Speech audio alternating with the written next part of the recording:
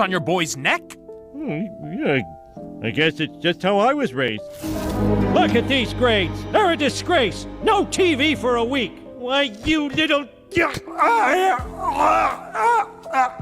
ever wonder what actually makes a good dad or a bad dad?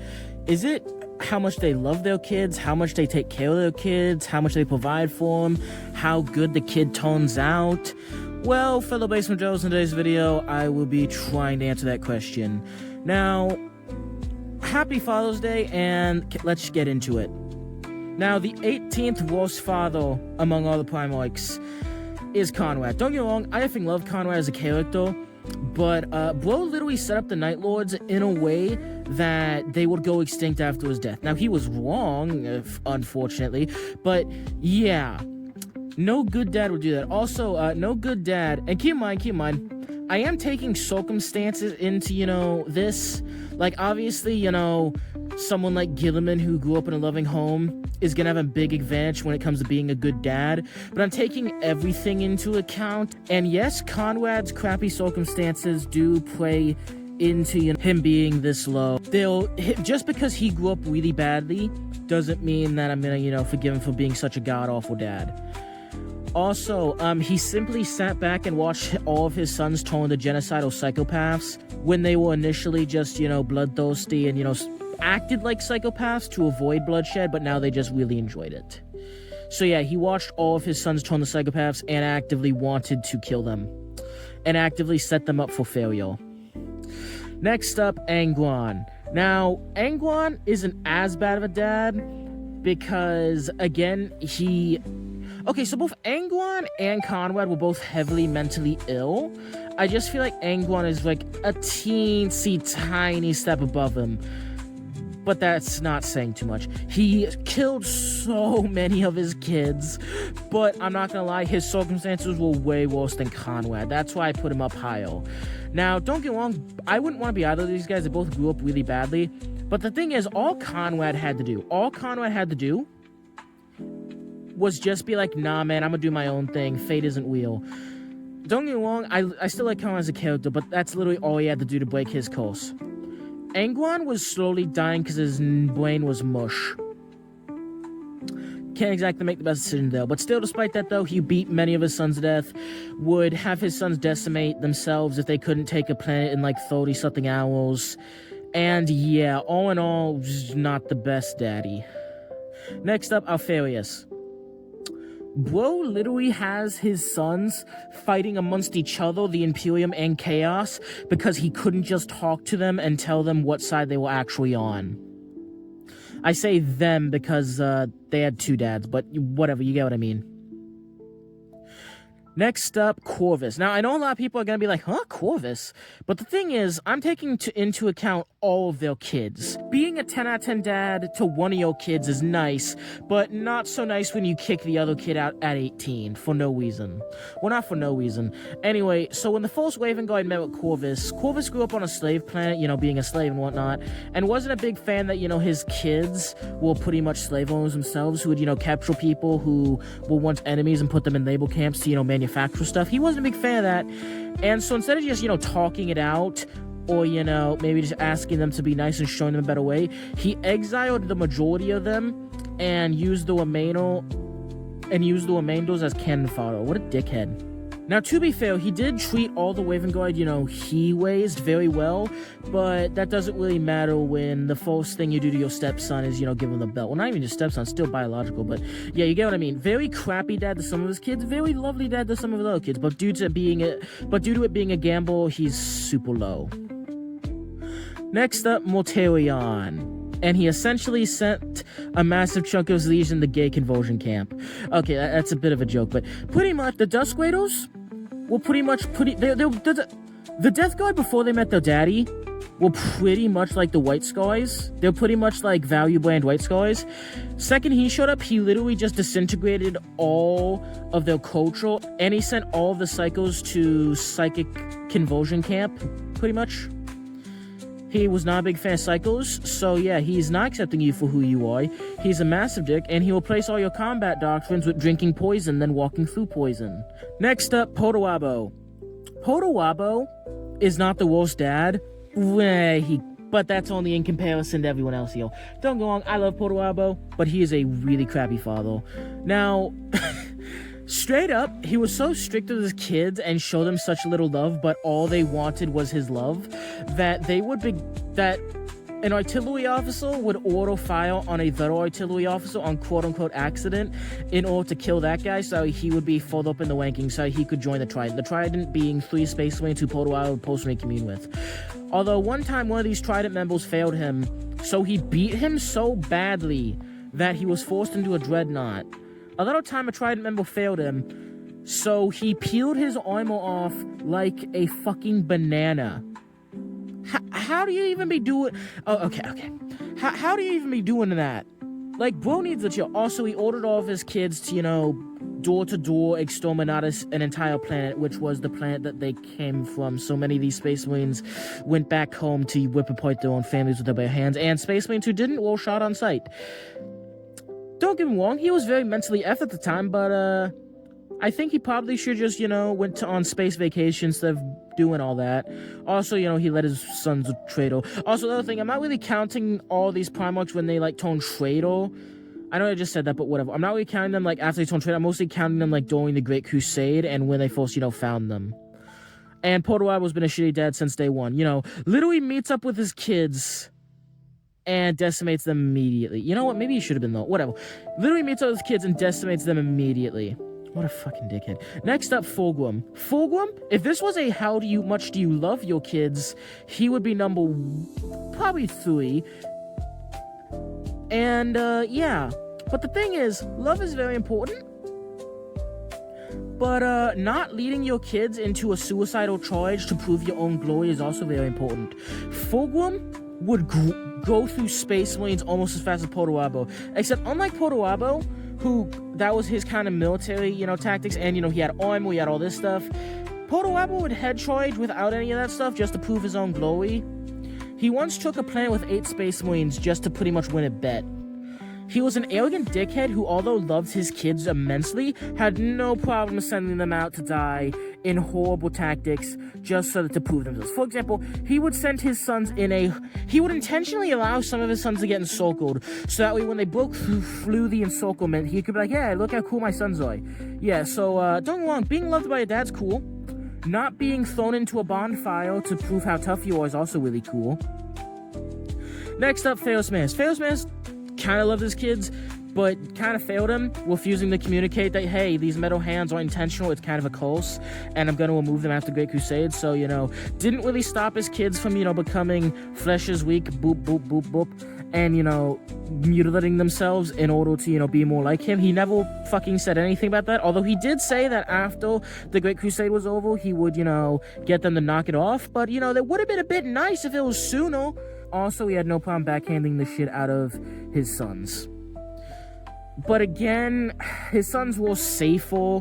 But again, at least his sons were taught humility and hard work and weren't arrogant dickheads like Fulgrim, and he wouldn't put them in bad situations just to put them in bad situations.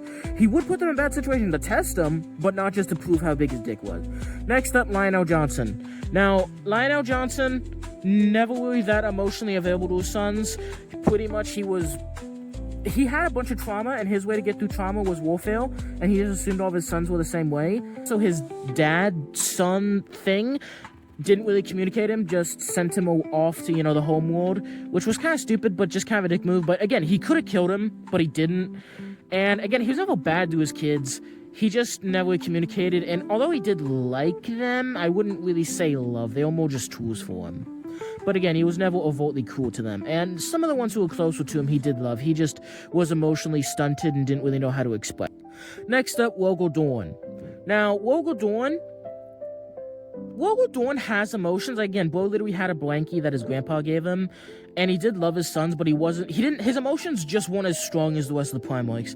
But despite that, he did genuinely love his sons, he loved communing with them, and he looked forward to a future where him and his sons could literally just build the most beautiful palaces, the most beautiful libraries, the most beautiful cities across the entire galaxy. He wanted a galaxy of peace that was safe for him, his sons, and his brothers, and his cousins. And all in all, the sons who were close to him he did love, and he would avoid, high casualty battles, but not if that meant fighting unhonorably. He would choose for his sons to die in war if it was an honorable war, instead of, a cheap victory. But to be fair, he'd also rather the same thing for himself, so he wasn't a hypocrite.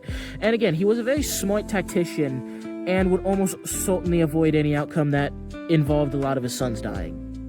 Next up, Lorgoy. Again, we are only taking into account Great Crusade and when they first met them. Lorgoy loved his sons very similar to Gilliman. He, taught them religion, which, to be fair, was kind of bad. But at the time, the religion was pretty much just a fanfic of his daddy, so it wasn't really that bad. It was pretty much just the space Bible. So again, his sons loved religion. Well, don't get me wrong, when they first met him, they were pretty much atheism, but he was so charismatic, he was able to convince them of religion, and they really took to it. They really loved it. So yeah, he loved his sons, the sons loved him, and he was a pretty good man to his sons. Next up, Horus Lupercal. Horus Lupercal arguably loved his sons the most on this list, besides maybe Vulcan. This man was just super kind, loved his sons, loved communing with them, and would often give them big responsibilities that they were ready for because he trusted them. He just genuinely trusted and loved his sons. And although his combat doctrine was very shock and awe, which could result in a higher casualty count because they were pretty much bum-rushing the enemy, this also meant the wars would end quickly, leading to low civilian deaths, and also, although there would be an initial wave of deaths in his sons, there wouldn't be a long-term, because again, the war would be over soon. He gave high positions to his sons and just gave them a lot of authority and would often trust their viewpoint, even if it went against his. To be fair, his Mournival was mostly just a yes-man group to hype him up. But despite being a bit of an egotist, he did love his sons and appreciated them and treated them pretty well. Next up, Lehman Russ. Lehman Russ effing loved his sons. Yes, they were barbarians, but his sons loved that as much as he did. They just would drink, have fun, and just kind of goof around the galaxy before brutally murdering people. Pretty good relationship. He also saw his sons as more little brothers than anything. Next up, the Khan. The Khan was literally just the chill guy meme, and effing loved his sons, and would give his sons the most authority out of any Primark heel. The White Sky's chain of command was super, super loose, with everyone in command having a crap ton of power. The way he saw... Hey, I wouldn't put you in charge unless I thought you were capable of the job, so I trust your decision. Also, he effing loved his librarians, thought that they were important, and during the council in Ikea, when it was ruled that no psychic powers could, be used, he pretty much went no and allowed his psychic sons to, keep psychicking. Or storm whispers, I mean. Next up, Magnus the Wed. Now, Magnus is a kind of a controversial point because, he wanted all of his sons to be killed by space wolves, but also, during that moment, it was unfathomable psychic emotional stress. Keep in mind, the Eldar feel 10 times the emotion as Magnus, and that's because of how connected they are to the warp. So imagine the emotional, fluxes of a guy who's literally just... Magnus is literally just a bunch of warp juice shoved into a meat suit. So keep in mind that his emotions were insanely strong at the time. And at the end, he still decided to say, no, I will stand up for my sons. Now, also the fact that, yes, what he did was effing stupid, making the deal with Zinj, but he didn't know it was Zinj at the time. He thought he was stronger than it. And he was just he was literally dedicating his entire life to helping his sons with the flesh change. That was him. I know we're not taking, all of the stuff that happened in the Horus Heresy to account, but he was offered, or at least allegedly was offered, a deal by the Emperor where he could forsake his sons, be cleansed of corruption, and be offered the Grey Knights, and he said no. And that was a shadowed Magnus without his noble shard. So Magnus really, really loved his sons and would do just about anything for them. Literally moving planets for them. Not to mention, the Thousand Sons before, everything went bad...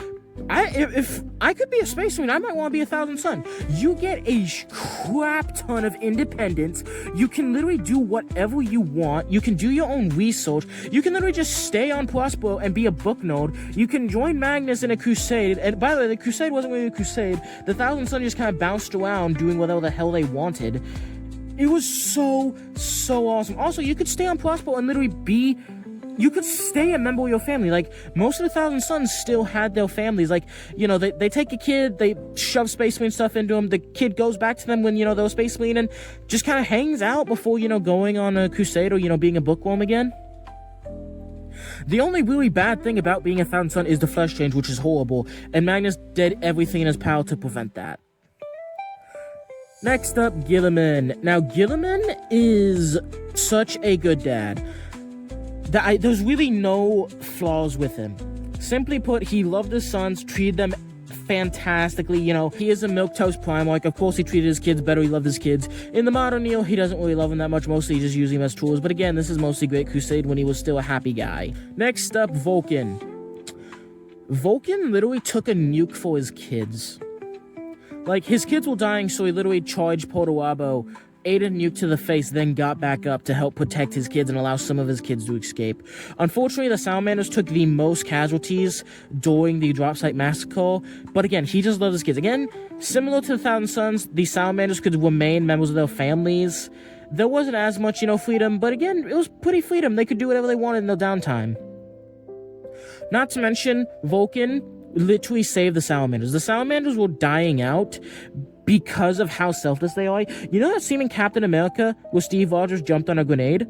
Imagine if that grenade was thrown 300 feet away from those soldiers and he still charged and jumped on it, because there's a 1% chance a piece of shrapnel might hit someone in the arm. So because of that, they were, don't worry, the Salamanders are still selfless, and he's, you know, taught them to be selfless. But they were, like, selfless to a point where, unaliving themselves any chance they get just to possibly help someone a little bit. So yeah, he literally brought them from the brink of extinction. Next up, number 1, Sanguinius. Sanguinius was given a Space Marine Legion that were known as the Revenant Legion. The Revenant Legion were pretty much evil Doomslayers who would whip and tail until it's done drinking blood. Like, I think Isando and Coda actually did, like, the best analogy for this, so I'm gonna steal it.